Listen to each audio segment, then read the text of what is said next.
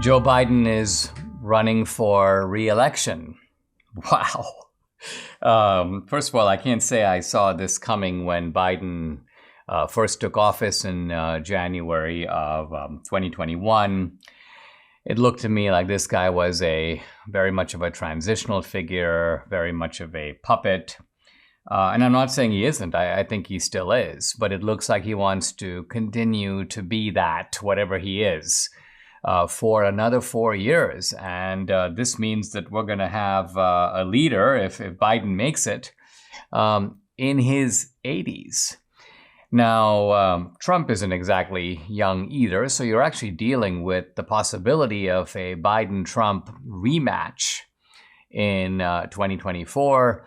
And you have both guys who are really up there. Now, Biden, while Trump appears to be physically fit, energetic, there's absolutely no signs of cognitive decline. You may think Trump is out of control, but Trump is being Trump. Biden, on the other hand, is a kind of feeble shadow of the old Biden.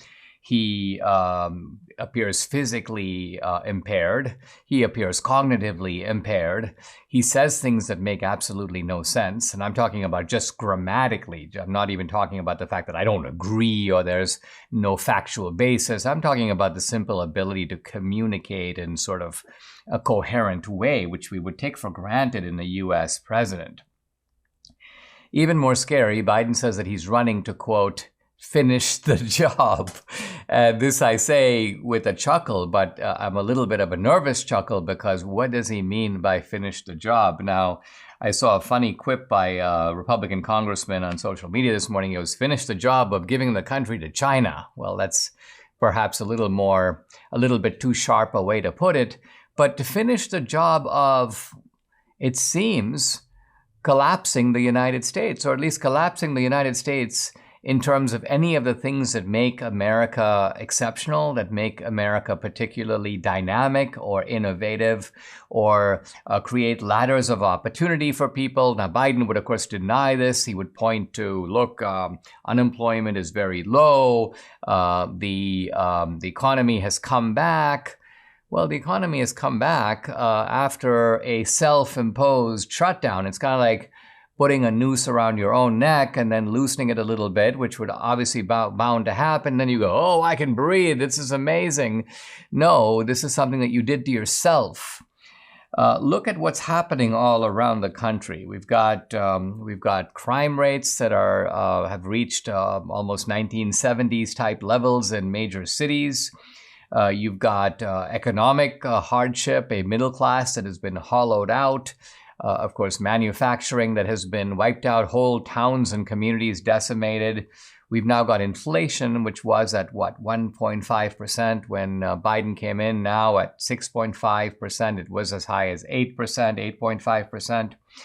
You got a porous, if not an open border, people pouring into the country, not just from Mexico, Central and South America, India, Venezuela, China, with consequences, I would have to say, unknown. How many of these people are drug dealers, criminals, terrorists? There doesn't appear to be any effective vetting going on.